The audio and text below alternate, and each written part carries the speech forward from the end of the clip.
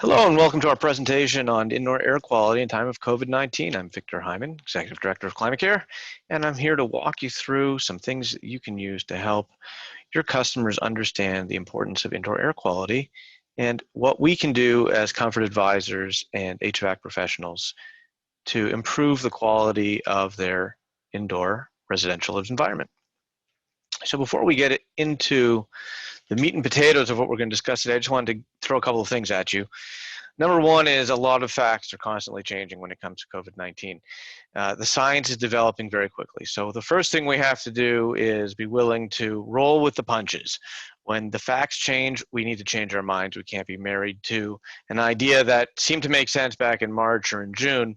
Science is constantly evolving. And of course, the difficulty lies in getting away from, well, that's what they said back then and it must be true. Science is something that constantly changes, and we run experiments, and the scientific method, is a complicated process, but there's some really basic ideas on how it works. You have an idea, you have an observation, you have a question, and then you experiment, you run an experiment and prove the hypothesis, or you'll be unable to demonstrate the hypothesis. Now, when it comes to growing vegetables, that's relatively easy.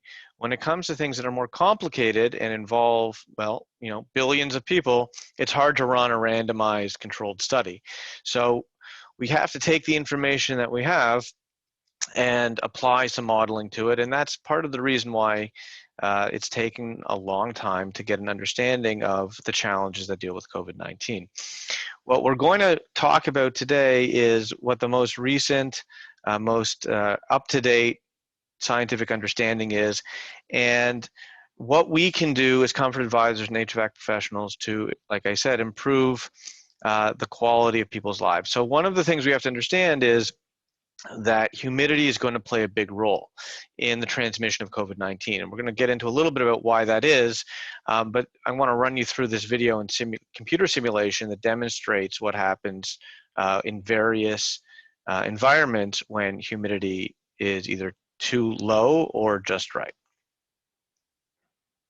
Researchers have used the Fugaku supercomputer to model the emission and flow of virus-like particles from infected people in a variety of indoor environments.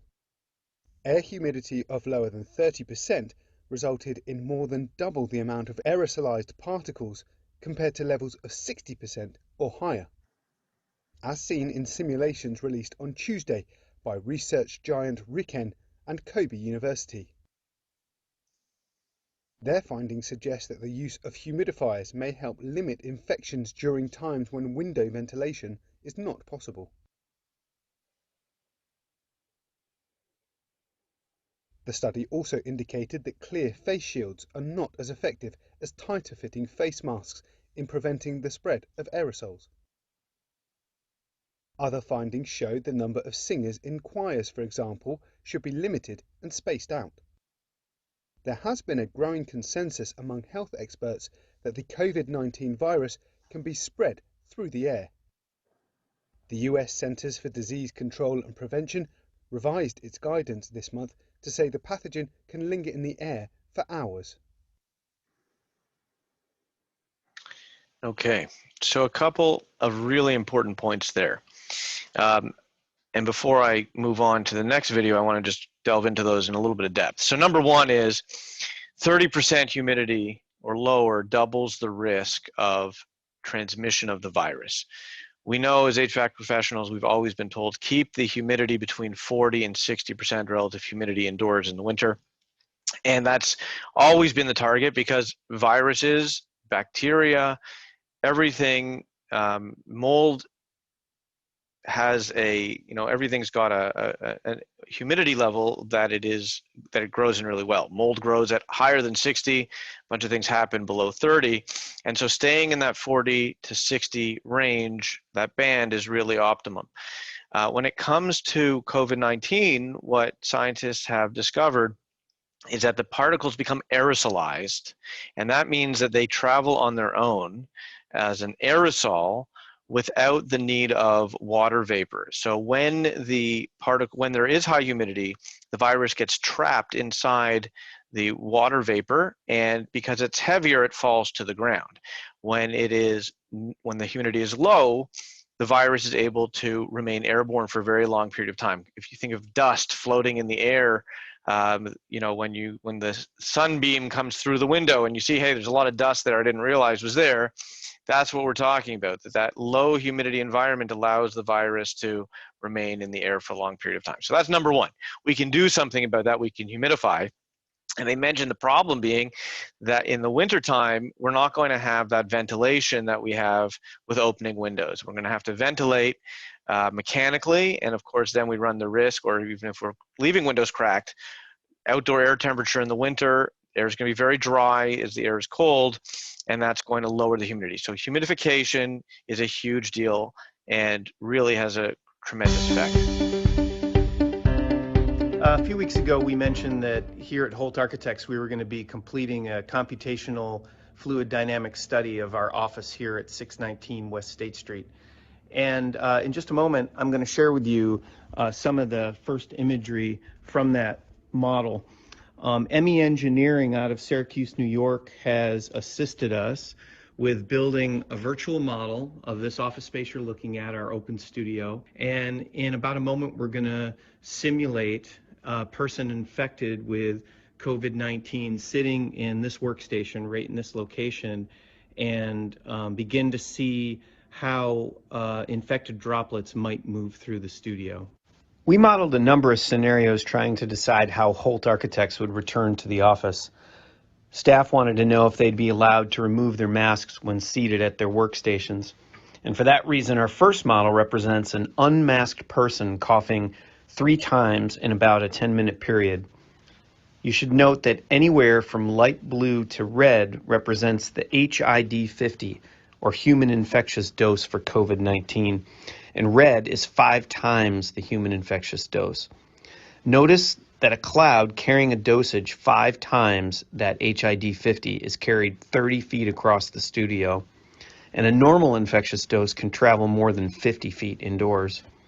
Finally, notice that the cloud of virus never reaches the mechanical system where filters could be effective. The first model gave us absolute clarity when deciding that all of our staff would be required to wear masks at all times unless in a single occupancy space with the door closed. Our next step was to determine under what other terms would we occupy our office, even with a mask mandate. We'll show you in our next video why 6 feet of distance and a mask may not be enough when indoors. If you have any questions or would like to see more animations, please email me at sh@holt.com. Okay, so aside from being kind of disgusting when you think about what that all meant and stuff moving through the air from one person to another 50 feet away, a couple of things there that they point out that's really important. Number one is that virus can remain aerosolized and in the air for a long period of time. Number two, if it doesn't get into the mechanical system, it can't get filtered, right? So what are we going to do at home? When you're at home with people, we don't all, I mean, in my house, I've got a bunch of teenagers. So when everybody gets home, they all go to their own rooms and stay on devices for the next 6 hours. But in most functional families, people intermingle. So what are we going to do to help improve the situation? So far, we're hearing is masking works. Problem is nobody's wearing masks in their own homes. So what can we do in the absence of masking? Let's take a look at this really good interactive demonstration that was done by the El Pas newspaper in Spain. So this is a great article, and I'm going to run through it really quickly, give you the opportunity to go and Google that, and you can look it up in your own time. But this is some work that was done based on simulations and also actual cases. So they know of cases where these kinds of things happen. They were able to go back and simulate them. So this looks like something that might happen in your own home. You've got 6 people in a private home. One of them is infected. That's patient 0 right there by the window. And they were, having a great time together. And what happened was 5 of the people became infected. Everybody got infected because they're in a closed room for an extended period of time. What the modeling shows that if face masks were worn, that the risk of infection would drop. But even more important is if the windows are opened and the room is ventilated and people wear masks and they shorten the time together. So again, ventilation becomes really important. We're not wearing face masks at home. That's not going to be a great solution. But ventilation, humidification continue to be really important. So this is a great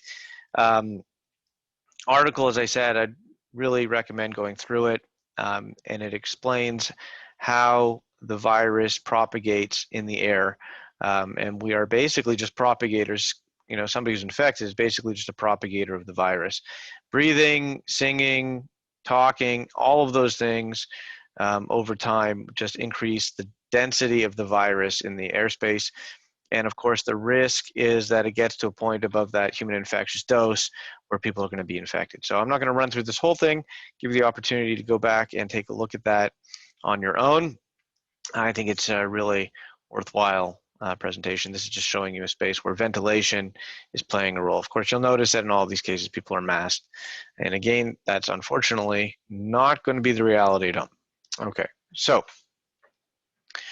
what are some of the challenges that we're dealing with here? So number one, people are spending more time inside their homes. I think that's just been the reality around COVID. It's been basically a shelter in place kind of situation.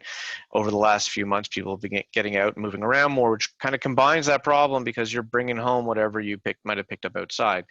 But more time inside the home, certainly as winter is coming, as Canadians, we're going to be spending more time inside.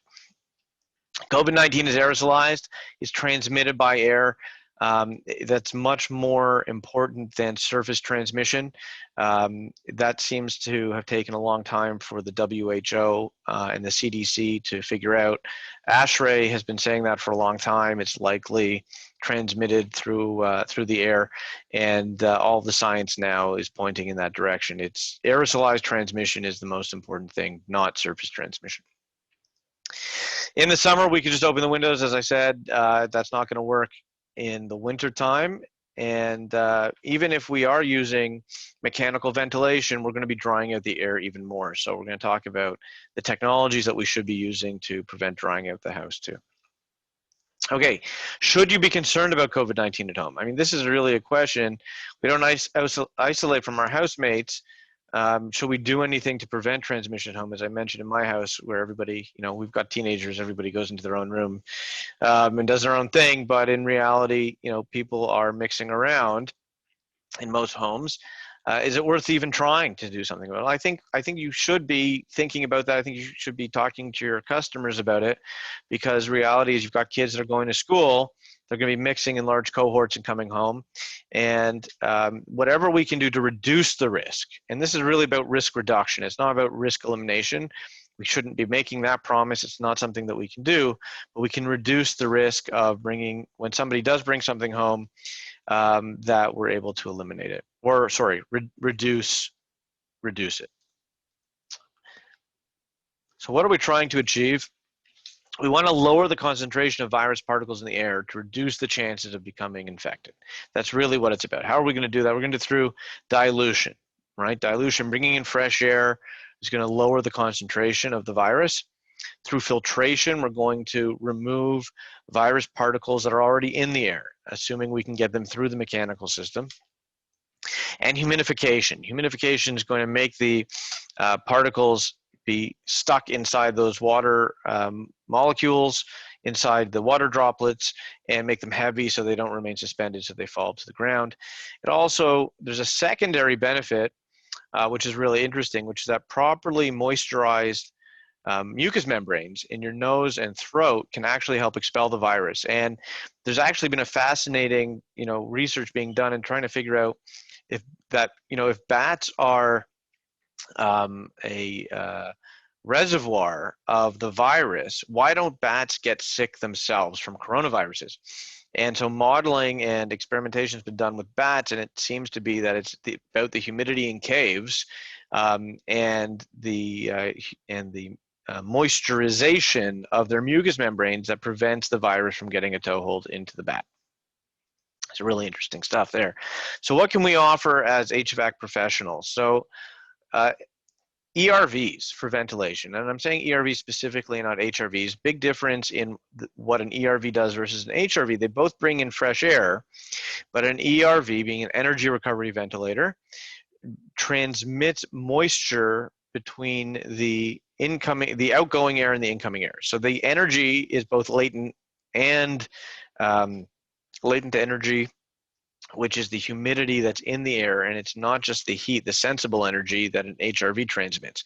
So what that does is it doesn't dry out the air as much as an HRV would. So an ERV is not going to increase humidification, but it will prevent as having a significant decrease in humidity that an HRV would. So most homes built, since the 1980s, especially if they've had windows and doors redone, they're tight, and they probably need mechanical ventilation anyway. For a long time, people got away with just using a bath fan. The reality is that an HRV or an ERV would have been helpful up until now. Now with COVID, we really need to be talking about mechanical ventilation and ERVs. ASHRAE has updated its fresh air recommendations for COVID-19. What I'm seeing is that the most up-to-date modern science on this is saying 30 CFM per person for COVID dilution is a minimum. Of course, it has to be at least in compliance with ASHRAE 62.2. So when you're doing a sizing, typically in Canada, we would say 20 CFM for the master bedroom and then 10 CFM for each additional bedroom. That's really been a proxy for people, right? We assume there's 2 people in the master bedroom, there's 1 person in each additional bedroom. That's not enough for COVID. We want to say 30 CFM per person. So if you're going into a house, a 3-bedroom house, and you would typically have said, well, master bedroom is going to be 20, and then 10 for each of these additional bedrooms, give me 40. I got a living room, dining room. I'm up to 60 CFM, and we would put in maybe an 80 CFM ERV in there previously. Now we're going to say, well, there's 3 people in here, so we're going to go for at least 90 CFM in this case, and maybe even 100 is probably being the next size up. So in this case, most ERVs are multi-speed and can be adjusted. So after COVID, we may be okay with dropping that back down. During COVID, more ventilation is better. There's going to be an efficiency cost, but the cost of transmission is a bigger issue. So that's number 1. Number 1 is ERVs for ventilation, and go big. Number 2, UVC and HEPA for airstream disinfection. So we should be looking at MERV 13 filters for inline filtration through the furnace. Problem is, of course, that unless it's been designed, unless the supply system has been designed for really efficient filtration, once you go over MERV 13, you're probably running into performance issues. And of course, with winter, the concern is going to be we're going to be having limit trips on furnaces. In the summer, we're going to ice up those air conditioning coils. So it's hard to get really above MERV 13. In my own house, I keep it to a MERV 11, and I have an electrostatic pre-filter that I wash out regularly because I'm just conscious of the pressure drop through the furnace, and we've got to keep that in mind. So that's great. Go a MERV 11, MERV 12, MERV 13, whatever the highest you can without causing a catastrophic pressure drop across the furnace or A coil for an inline system. And then we should be looking at HEPA as a bypass on a bypass system, or even in-room HEPA filters. So those can be noisy and they can kind of get in the way. They're not bad if you've got tabletop units, if there's room for it. But if you've got a good forced air system, doing a whole home HEPA as an add-on is a good way to go. And one of the things that comes up is this question about, well, how is it possible that a filter can stop the virus particle if the virus particle is smaller than the if the virus particle is smaller than the filter is, than the filter media. So I want to show you this, and I'm not sure if you can see this. I'm just going to stop the share for a second and reshare my screen to make sure that you can see that. There we go, screen 2. Okay, so so how does it work? How does it work that it's possible to have a virus particle stopped by a filter that is bigger than the virus particle, right? So the virus, why doesn't the virus particle just shoot through it? So what's interesting here is that N95 masks are made of the same material as HEPA filters. That's one of the challenges that the HEPA manufacturers are having right now, is getting their hands on the material to make more filters, because they're in demand for making masks. So we're going to zoom in here on the mask. And this is what a cotton mask looks like, magnified fibers of a cotton mask. And you'll notice that the particles are in different sizes, and they love to shoot through. So the fibers present a dense forest as the particle moves through. Now, what's interesting here is that the really large particles, they're going to smack right into the fibers, and they're going to get trapped. And the itsy bitsy little particles, they zigzag all over the place in what's called Brownian motion, that they're so small, they don't travel in a straight line, and they're going to, just based on probability, they're going to hit the tangled web of fibers. The medium-sized particles are the ones that are hardest to hit, and those are the 0.3 micron particles. And so when they say that a HEPA filter is good against 99.5% of particles 0.3 micron, the reason they chose 0.3 micron is because that in-between size is actually the hardest one to catch. And so one of the benefits of the N95 mask is that the material that they're made of, not being cotton, but being a synthetic material like a polypropylene, it is electrostatically charged. The air moving through the plastic creates an electrostatic charge on it, and that friction, right? If you think of balloons rubbing against each other, that friction of the air and the plastic in the mask creates an electrostatic charge, and that charge is what attracts those medium-sized particles and traps the medium-sized particles. So that's where HEPA filtration is really useful, is in trapping those medium-sized particles. The itsy bitsy tiny little particles, those are the virus itself. The 0.3 micron, that's the virus in water droplets, right? So that's where those masks become really effective, and where HEPA becomes really effective. So I think that explains, the benefit of HEPA. You got to get the air into the HEPA filter first. So what about UVC? What about using ultraviolet to irradiate the virus?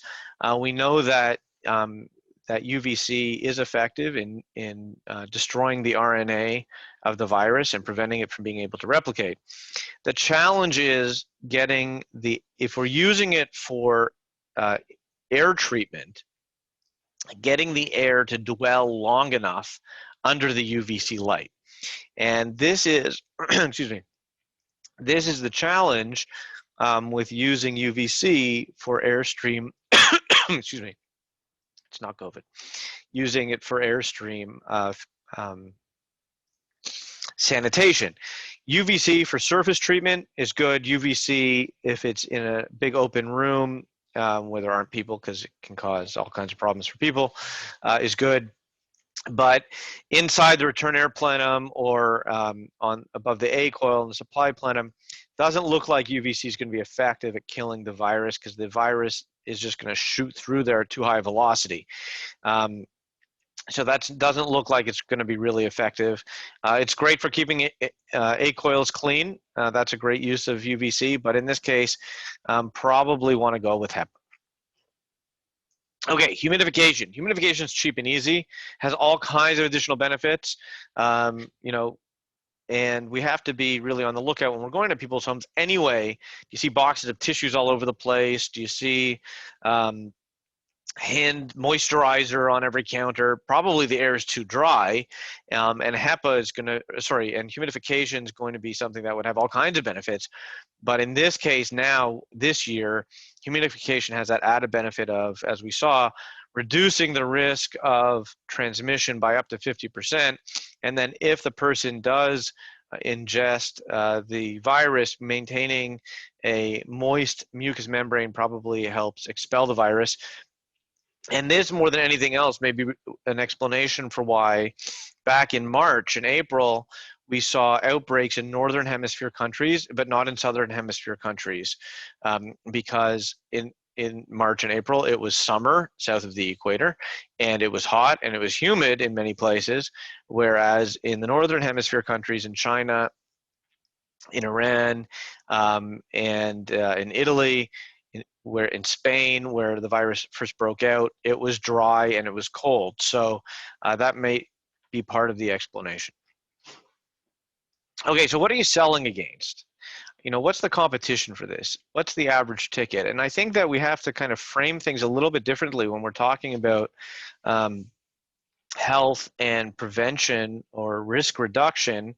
It's really what we're selling against is, well, let's assume there's no infection.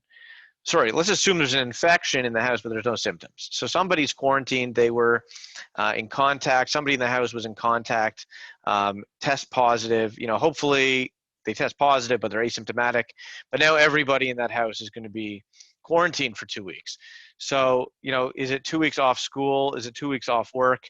So if you've got a child that brings that home from school and now mixes it in the house, even assuming that everybody's asymptomatic, they're off school for 2 weeks, right? Or off work for 2 weeks if they test positive. So the initial benefit here is, hey, yes, we brought home that infection, but nobody or a reduced number of people in the home test positive because we were able to reduce the amount of virus below the HID 50. And so, yes, maybe we've got one person in the home who's infected, or maybe that person comes home and they weren't exposed, to a high enough dose, and that would be great news. But if they are exposed to a high enough dose, one person becomes infected, how do we prevent everybody else in the house from becoming infected? And what would that be worth? Can you imagine after the fact, what would you pay to not have to go through 2 weeks of quarantine? So that's huge. And then, of course, the other part is, that's assuming nobody gets sick. Well, what happens if, God forbid, somebody does become sick? The hospitalization, the cost of hospitalization or long-term health problems are absolutely huge. So I think when we think about our average ticket for these indoor air quality improvement solutions, they're going to be much less than what the true alternative really is.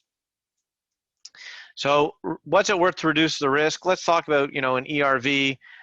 Surveying the members, coming back with is that $2,500 is a reasonable level, maybe a little bit below. UVC lamp, like I said, I don't know that this is a great solution for COVID, but it is good at keeping the A-coil clean. HEPA, I think, is the way to go. A whole home ducted HEPA, about $2,500. Humidifier, that's going to run, I'm hearing numbers higher than $450, but I'm going to say on the low end, $450 to $2,000. If it's a steam humidifier, perhaps. So can you sell it? What does that look like for you as a comfort advisor? And let's take a look at what do these look like as monthly payments on a 60/120 financing. So an ERV at $2,500 is $3,570 tax in, $3,570 a month. That UVC light is $1,070 a month tax in. A HEPA, again, $3,570 tax in. Humidifier, less than $7 a month. So let's look at what we could do to put together some IAQ packages. So what I call the home run IAQ package number one, an ERV, UVC, because we still have other IAQ issues that we want to deal with, so keeping that coil clean. HEPA and a humidifier, going for the home run, doing everything we can to reduce the risk, improve the indoor air quality. Tax in less than $90 a month, right? And that's not even taking into account if you're doing this with, maybe you're doing it with a furnace retrofit and you can offer a discount. But as a standalone product, that's something that you can sell as a service advisor, as a comfort advisor. So when your tech goes into that home to do the furnace maintenance, maybe you sold them the furnace last year, you're coming in, maybe it's Clarity, you're coming in to do that, included annual maintenance. And is your technician, your maintenance technician, looking around for the clues to say, hey, I see some young children here, they're going to school, I see hand moisturizer, it's dry in here, or maybe I see some dirt along the windowsills from where there's been condensation. There's opportunities to improve indoor air quality. Let me pass that on to the comfort advisor. Package number two, triple play, UVC, HEPA, and a humidifier for less than $53 a month tax in. Package 3, double play, HEPA and a humidifier. And of course, you could swap out that HEPA for an ERV instead. It could be an ERV and a humidifier. Both would be the same price, under $43 a month tax in. When we're looking at what people would pay to, avoid something, we have to get past the idea that this is expensive. $42 a month, improving the indoor air quality and really improving the health of the home and reducing risk. And finally, what I call fire and water, UVC and a humidifier, $17 a month. So these are just some ways for you to think about it. Obviously, you as a ClimateCare member company are going to come up with the package and the sales technique that works best for you. I just want to open your eyes to the possibility that we should be selling IAQ as a standalone product, but also what does it do to your average ticket if you're looking for those opportunities. Really, every house needs some of these solutions. I don't think that we can say that there is a house that exists that doesn't need a humidifier or an ERV, right? Ventilation is a code requirement. Humidification is a necessity. And so you should always be looking for opportunities to improve the comfort, the live comfort of your customers. What are some resources that we have for you? Well, we want to be able to give you a way to start this conversation with your customers. This is a fantastic book that was put together by our marketing department. Carrie, thank you very much for working on this. It has great expert advice from the likes of our own Glenn Mellors and industry folks. It is really well done. And it's available as a hard copy for you to do as a leave behind. So when you're going out, I would say every service tech going out, every maintenance tech going out should be leaving this as a leave behind. Stick your business card on there. It opens up the conversation about what you can do to improve indoor air quality and why it's so important. It's also available as an ebook, and it's a lead hook. So it's available on all of your ClimateCare Web ROI type websites. And we want to make it available so that you can download it at that link from the exchange and offer it to your customers if they're not subscribed to your newsletters. Okay, there's a lot more information available out there. So this is a link that's looks like a bunch of gibberish, but I'll make it available in the PDF version of this. And it's a Google Doc that has a tremendous amount of information on the ongoing science of the pandemic and what we can do on the indoor air quality side. So I think there's a lot of resources available. Tried to keep this out of the weeds, wanted to keep it pretty high level. Hope you've enjoyed the presentation. And if you have any questions, please feel free to reach out to me at the ClimateCare Member Support Center.